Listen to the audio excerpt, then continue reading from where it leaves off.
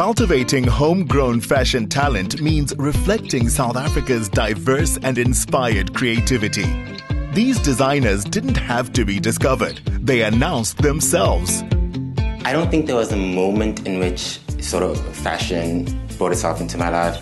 It's something that's always been there. I'm from a very fashion-conscious family. I mean, when I told my mother the other day that I'm showing at SA Fashion Week, her first thing was, what am I wearing? And then she congratulated me. So it just shows you how highly we regard fashion in our family.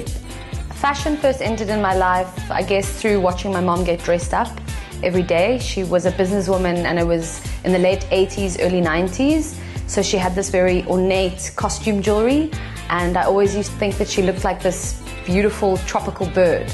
And it kind of makes sense now that I make statement jewelry. My ethos as a designer is definitely like what my brand's name represents, which is selfie, and it's all about the inner expression of the self. It's all about self-empowerment. It's all about the women that I design clothes for, that they feel that they are ready to take on their lives with what they're wearing.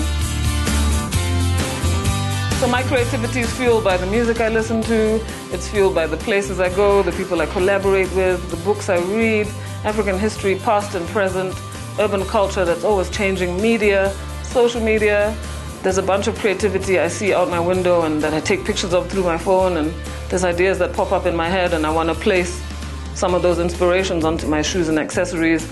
And from walking around the city, I meet people I want to collaborate with, and all together we come up with a product I think is amazing. Progressive trendsetters with an acute eye for style. They are passionate voices for fashion today. In the beginning, I used to get inspiration, obviously, from international trends. Always looked at Europe or America, and only recently started looking at South Africa and looking at all the diverse cultures and heritages, and started looking at my own heritage and finding inspiration from there. I would describe my design aesthetic as Africa always, because this continent is amazing and I don't see why we should look anywhere else for inspiration. My design aesthetic is really brought together through conversations, and it's a mesh of minimalism and maximalism, and it's really searching for the treasures that are hidden in our continent. South African fashion is becoming more relevant, and I believe people need to start taking notice, just because we've obviously got the US and Europe and Asia where people have always looked to, and I feel that South Africa and Africa as a whole is kind of like the last bastion where people are going to start looking. Probably in the next couple of years, I think there's going to be a massive eye on the country and the continent as a whole. I think the designers now are really showing something different and are kind of setting the tone for the future. So it's relevant because a lot of the things are happening now for the first time that hasn't really been done before, and that's really exciting. With their eye firmly set on developing the South African fashion landscape, Woolworths took notice. I think Woolworths is doing a great job with pulling these designers together to create this capsule collections in store. They're helping us with growing the brands, and that would help the South African industry in fashion. They obviously are like the leaders in terms of design and fashion from like a trend point of view, but I think the big emphasis for me is where and who's making the stuff.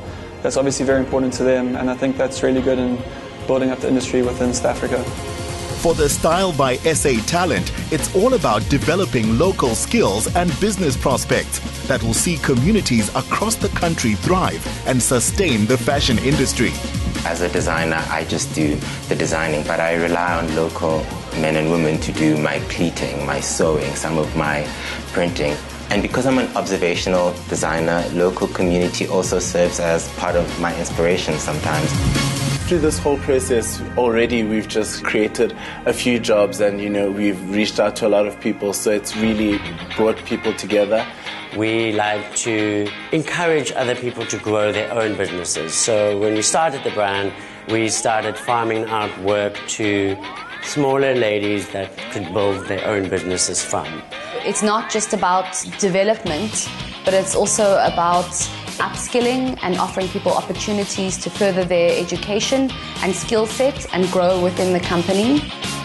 These designers have followed different paths to the coveted opening show at South African Fashion Week.